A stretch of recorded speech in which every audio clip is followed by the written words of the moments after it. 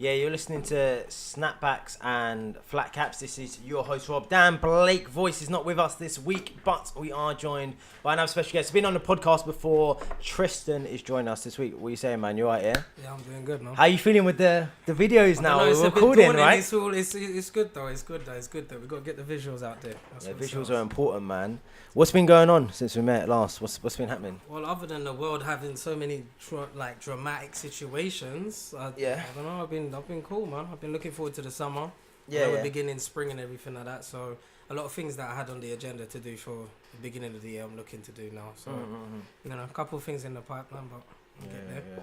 Well, you know what? Before we got started, we were talking a little bit about Scorcher, innit? Scorcher's in jail. Do you say no? Sorry, he's out of jail. So, did you say he's in there for 4 years? Listen, I actually thought it must be about that. Because, like I was saying, I was judging it from just after the intent. I mean, I don't really know too much on it. Yeah. But, I mean, it's good to see he's back home and his energy was straight into the studio. Yeah. Which I think it speaks more volumes than, sitting down, how was it, what we're doing this. Like, he's getting straight to the positive.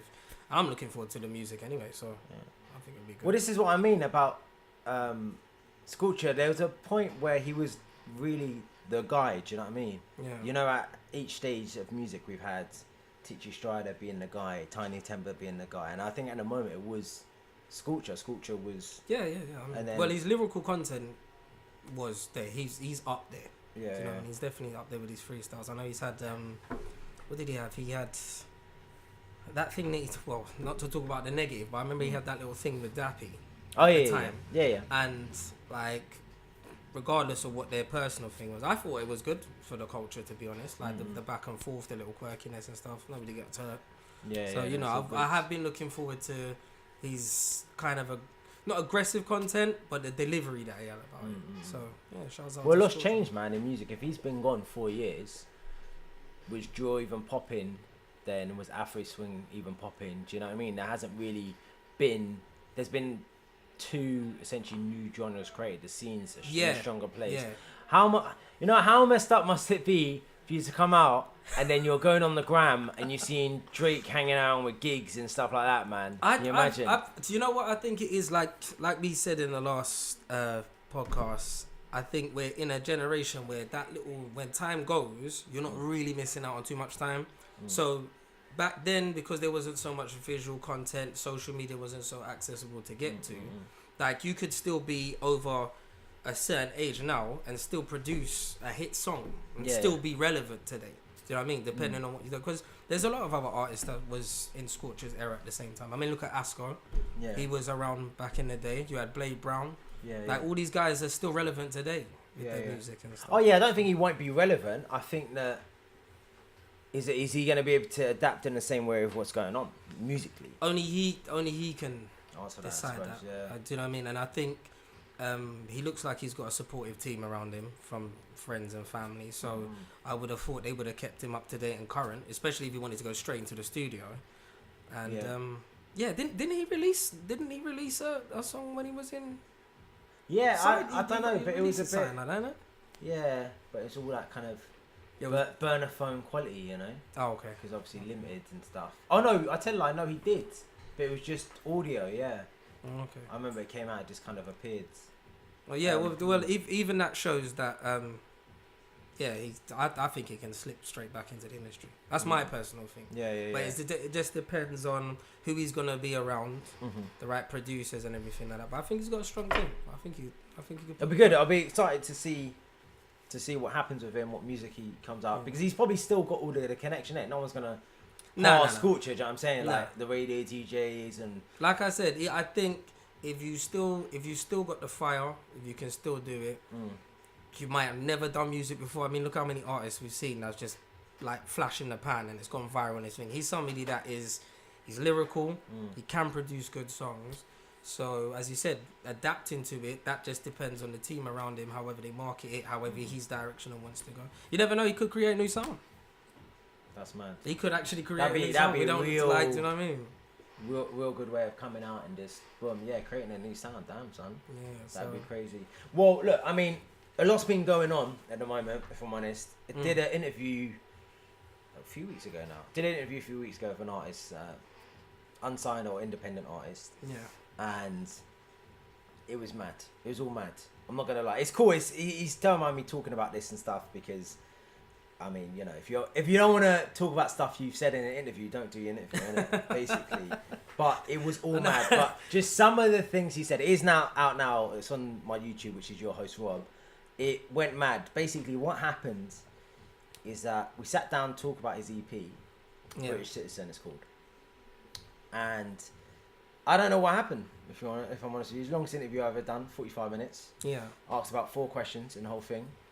And he just decided to get passionate. You know what it was, yeah? He gave some controversial types of opinion, but some not as controversial as others. So just as a blueprint for those who haven't seen it, go check it out, obviously.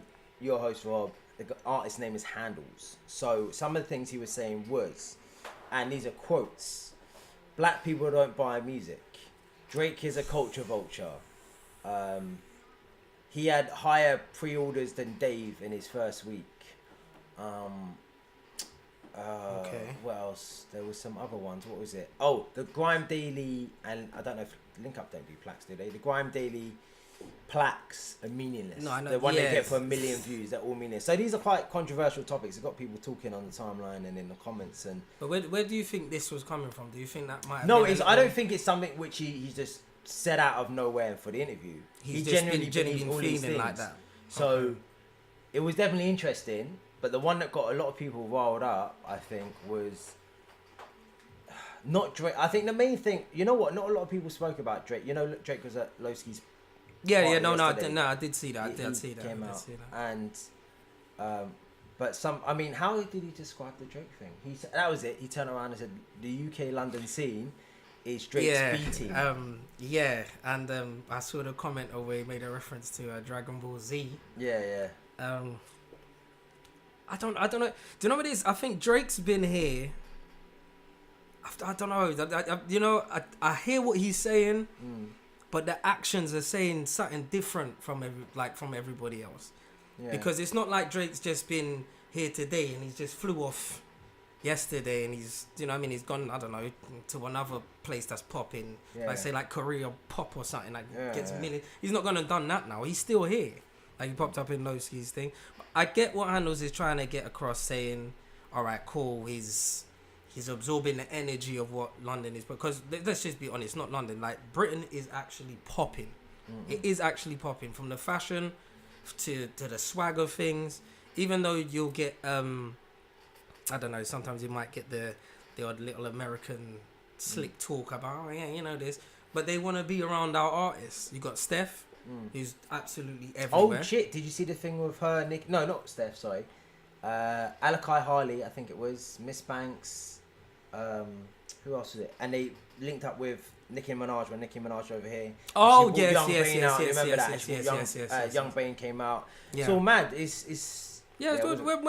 I personally think the music industry is. They've always had certain powerhouses dominating, but then England's always had swag. Britain, I would say Britain, because we can go any artist that's around here, like anything that's originating from us, and it works. It does work. So going back to what Handles was saying, I understand he might be frustrated with what's going on with the Drake situation, but I would have to ask the question, if Drake was jumping on his stage and pushing his thing forward and his sales were up, would he still feel the same energy? Because we know Skepta and Drake's always had their personal relationship. Giggs and Drake's always had their personal relationship. Do you know what I'm saying? He's always embraced something. I mean, going back to Drake's from Canada, right? You got Coke from back in the day. He always messed with Canada artists. Tory comes over here, she messes around with Steph. Do you know what I mean? Tory was talking about Nines. Oh so, yeah. So do you know what I mean? It's just like you can't. It's a bit difficult for you to just throw it out there and say, "Oh, Drake's just using the energy around everybody," and go into like black people don't want to buy music. I mean, if we carry on saying these things, then we're just playing into the same old stereotype. Man. My beef with that is that a lot of people, to be honest with you, a lot of people don't buy music. But we're not in a music buying era we're in a streaming era. Right. If I'm paying a premium, not to cut you, sorry. If I'm paying a premium for Spotify or SoundCloud or anything like that, it's your job to put your music on that platform for me to listen to it. I'm not going to the store to buy CDs. I'm glad you said that, because what happened is that he is on Spotify and the rest of it. Okay. But he still sells mixtapes, EPs on the street. Okay. Now, when I first met him prior to this interview, I said, "Is that still relevant?" And he seems to think it is, because he goes, "You buy from the person who's selling it to you, essentially," which I understand. But the social media world were not as kind, boy. No. I did see them try and rip him apart. I did see that. You saying 2009 was one of them. One of the thing about but it goes to it. It's like, this is where everybody will probably. I'm just talking from a consumer's point of view. Yeah, not an artist's point of view. Unless I'm a core fan of your brand, I'm not just gonna go and start flinging money about the place because you've approached me on the street. So yes, he might have. Yes, he's got, good quality music. He's got stuff that's big. I can understand the frustration because he's putting in the legwork. Do you know what I mean? Like, because if we go back in the day, everybody had a street team that was doing stuff like that, and you would whatever. I mean, we could go from Mike, GLC, all of them, man. They really was putting in the work on the street. But that's what it was for then. Now, if, like I said, I go back again. If I'm paying for something that's streaming online, you have to adapt to your marketing now. Do you know what I'm saying? Maybe just go in. If you want to offer a mixtape that you want people to buy, you have to resonate with your core fans.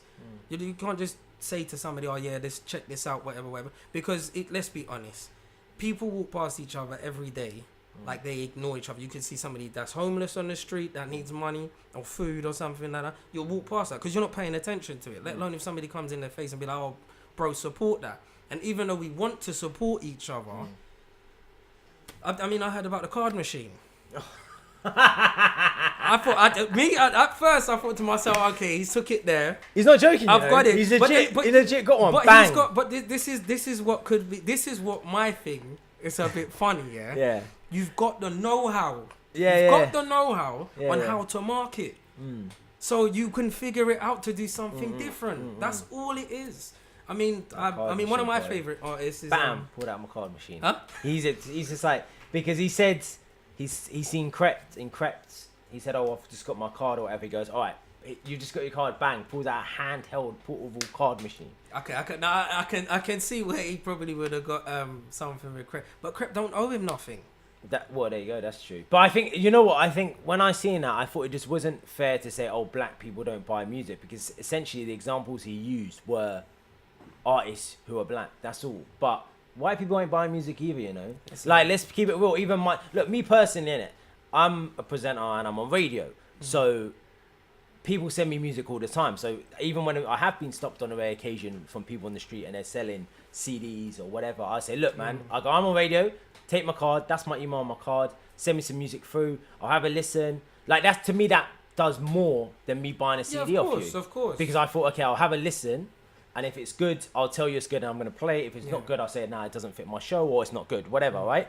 But I just feel like it's more effective. I didn't get into presenting to pay for music, bro. No. We want the media badge where we can get it for free. Yeah. But not saying that. But all right, cool. There's another artist who I really do like, is Nipsey Hussle. Okay. Remember when he had the marketing thing of where he was selling these? Was it 10 CDs for £100 or something, or something like $1,000. He had something out there, but you could still go and stream that mixed CD for free. Yeah. Now, even though it was on a platform for free, his core still bought it. He didn't go on street and he was trying to say like, "Raw, whipping out card machines" or nothing like that. So sometimes we just need to accept the fact of, as much as our music is good to some, and they will support, it might not be right for others. And if you're talking to the others, you can't get upset with the others. You don't really know what they like. Who says all black people just like grime and hip hop and all of that? Part of the conversation we had within that context was when he's gone to people and said, "Oh, do you want to buy music and whatever? Do you want to buy my CD and whatever?" He's turned around people. He said the response he's got is, "Oh, is it on YouTube? Is it on thing?" And his thing is like, people want free music. Okay. But everyone wants free shit. Like that's one thing. And second of all, you need a presence on these platforms. It's true. It's just what it is. It's not. This is what's messed up. Before we never used to have any of these platforms. Even before Channel U days, right? So now that we have a bag of platforms to put music onto as an artist, you should be maximizing off that, and most artists are. Exactly. Right? So if people are saying, "Oh, is it on Link Up and stuff?" That's because Link Up's got how many subscribers has Link Up got? Something mad, 1 million, couple million or something. I don't know. If it hits, you're in your bag. You're like I just said. He's got the marketing technique, but the formula he's using there, it doesn't blend with what he's trying to sell. Do you know what I mean? Like, because if it was, I very much doubt he'd be so frustrated. He'd probably have a point with certain bits and bobs. They're saying if you're an up-and-coming artist, but I don't really think he would be as frustrated as he is. Because as soon as you put something that can go viral, I mean, look at what's his name? Man's Not Hot. Oh yeah, that was a joke. Yeah. But I went how many times platinum or something stupid like that. So what? It doesn't have to be something that anybody's wrote down seriously and this. You can't get frustrated with today's era, because if you fight it, and especially if you fight against like the Instagram, anything of where the YouTube or something where you would say like, I'm not gonna make that much money off it. Like, you need the advertising, you need that kind of market, because you're drawing in fans to listen to something else that could probably hit. But I get it. I mean, I don't know. But I don't like when people say, like, black people don't do this and black people don't do that. Because I think if we carry on saying that, we're forever going to keep tearing each other down. It's another picket fence marching situation now. You know what I mean? And he got attacked for that behaviour as well. I think that if he said that, he could have said the number of things. And the thing is, he never said it, in my opinion, as offensively. He just meant he was just making an observation that the people he's encountered who are black don't buy his music, but doesn't mean all black people everywhere don't buy music, because that's stupid, right?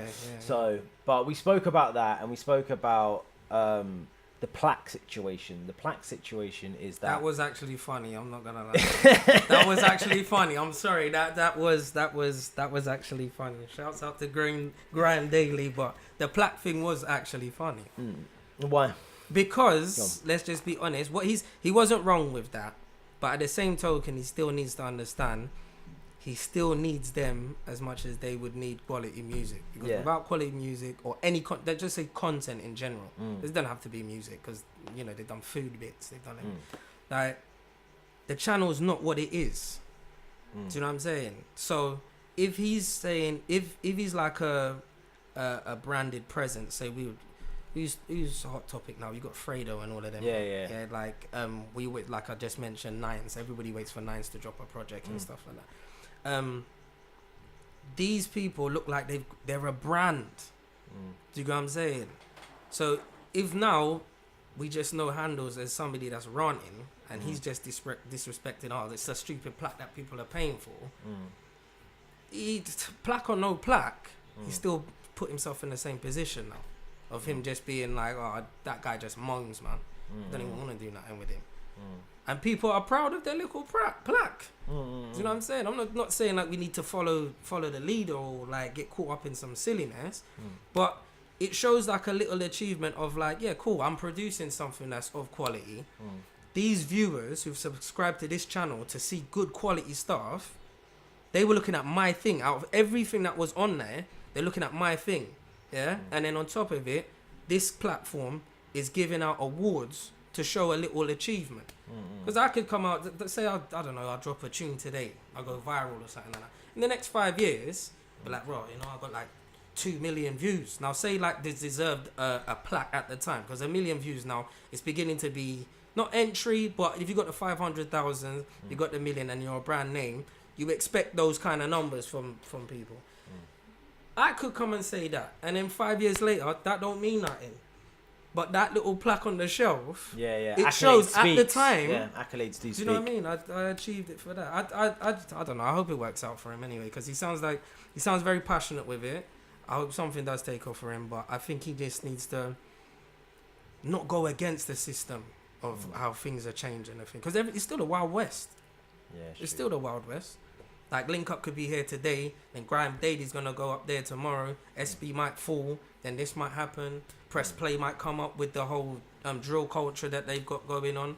Because that's coming up fast. Do you know what I'm saying? And I'm pretty sure there's not a lot of drill artists that can actually say they've been passing out mix CDs and people have bought that. Yeah. But they got the streams.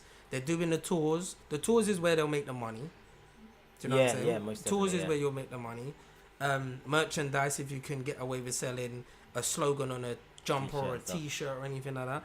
And there's so many other ways. I just think I don't know. I don't want to speak negative against him, but what he's coming out with, I feel like he was venting stuff, but that kind of vent, sometimes that can just blackball you, man.